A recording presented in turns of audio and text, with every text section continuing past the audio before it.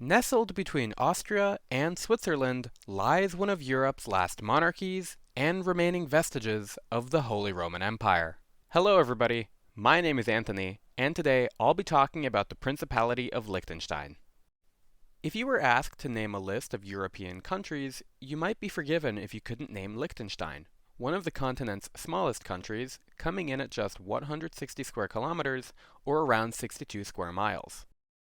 The land that is now Liechtenstein had traded hands numerous times before finally being absorbed into the Holy Roman Empire, a massive conglomerate of counties, duchies, free cities, principalities, archduchies, you get the idea, all subservient to the Holy Roman Emperor. Liechtenstein did not start out called that way.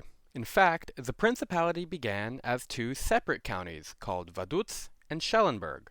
Its current name is derived from the ruling family. During the 17th century, the land was under the rule of the Hohenheim dynasty, who are not fondly remembered. The century was marked by the economic decline of the area. The 30 Years' War brought famine, and mismanagement just sped up the decline. Yet, despite how bad it was to live there, the area was quite politically valuable.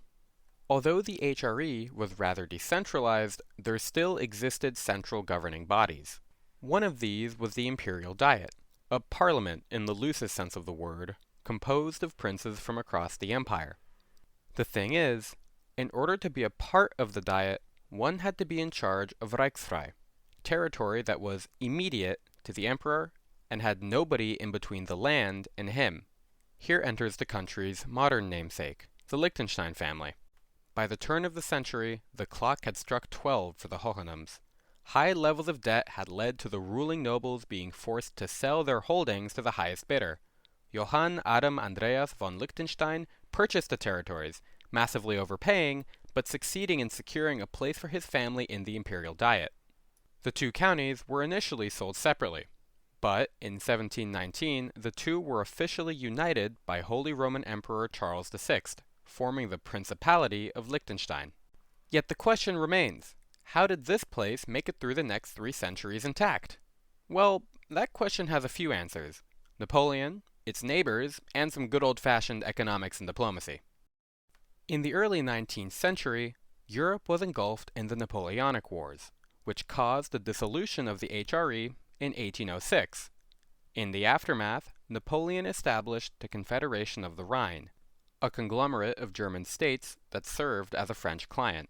Whereas other small German states were absorbed into their larger neighbors, Liechtenstein remained independent, and following Napoleon's defeat, was admitted as a member state into the German Confederation created at the Congress of Vienna. This confederation also attempted to loosely unify Germany. The 19th century was marked by close cooperation between Liechtenstein and Austria. This connection would last until the end of World War I, despite Austria's 1866 defeat at the hands of Prussia during the Austro-Prussian War and the subsequent dissolution of the German Confederation. In 1852, in an attempt to develop the local economy, the ruling prince signed a customs agreement with Austria. This prince was succeeded by Prince Johann II the Good in 1858, under whom Liechtenstein adopted a new constitution which expanded the rights of citizens and established the country's parliament.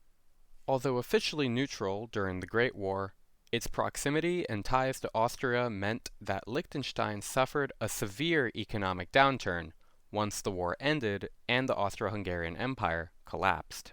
The country then suffered from a period of instability, after which a new constitution came into effect in 1921. This document greatly expanded the Principality's democracy. Liechtenstein also began to lean towards Switzerland, and signed a customs agreement with the nation in 1923, also adopting the Swiss franc as its currency. Just like its neighbor Switzerland, Liechtenstein remained neutral when Germany plunged Europe into the Second World War, but there were concerns that it would be annexed into the Reich, just as Austria had been. Liechtenstein remained unoccupied and neutral for the remainder of the war, and it has maintained this stance throughout the Cold War until today. After World War II, the country's economy rapidly expanded due to the growth of its industrial sector, and in the modern day, the country remains wealthy.